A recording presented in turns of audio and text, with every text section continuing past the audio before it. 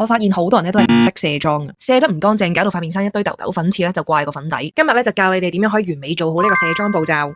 睇片之前 follow 咗我未咧 ？follow 我咧就會有好多呢啲扮靚化妝資訊噶啦。follow 我啦！如果有搽 mascara 嘅話，係一定要用眼唇卸妝液噶吓。我到而家咧都未用過一支卸妝油咧可以落埋眼妝落得乾淨。拎起兩片棉花，將眼唇卸妝液咧倒滿佢。嗱，呢個位咧要認真聽啦，將嗰片棉花咧由下而上咧撳落去我哋嘅眼睛度，即係我啲眼睫毛咧會向上翹咁樣俾我撳住嘅，撳住敷佢5秒，再輕輕拖出，好容易咧就可以卸乾淨我哋嘅眼妝。污糟咗咧，我哋就用另一面乾淨嘅咧重複以上動作，直至你個卸妝棉咧冇再有好多污糟嘢出現就 OK。用呢個方法卸咧，我哋眼睛已經有90%嘅乾淨噶啦。要確保冇任何化妝品殘留咧，我哋就可以攞個棉花棒出嚟飲啲眼唇卸妝液，再抹一抹眼周。你見到抹出嚟咧，其實都仲有少少啡色噶，係時候卸我哋嘅底妝啦。記得上面嘅時候咧，隻手要乾，塊面都係要乾噶吓。撳2-3泵卸妝油喺手心咧，然之後全面按摩，尤其是啲鼻翼位或者係髮際線嘅邊邊位咧，記得唔好漏。嚟到要乳化嘅階段啦，我發現好多人咧就直接攞水撥落自己塊面度就當係乳化，但係其實咁樣咧係乳化得唔乾淨嘅。我哋咧可以濕一濕隻手，呢隻手有少量嘅水分，然之後再喺塊面按摩打圈。呢個時候你應該會見到塊面嘅油咧會變咗白色嘅，全面嘅油都變晒白色咧。呢個時候你先去攞清水洗你塊面。正常卸到呢度咧已經係收得工啦，但係爆過暗瘡嘅我咧實在太害怕卸得唔乾淨，所以我每次都會用卸妝水再全面抹一次嘅，確保自己係全面都卸得乾乾淨淨。咁呢一次卸妝水咧，我會比較 focus 咧抹乾淨我額頭髮際線嗰啲位置啦，同埋下顎位置。下顎位咧係比較容易忽視或者係卸得唔乾淨嘅地方。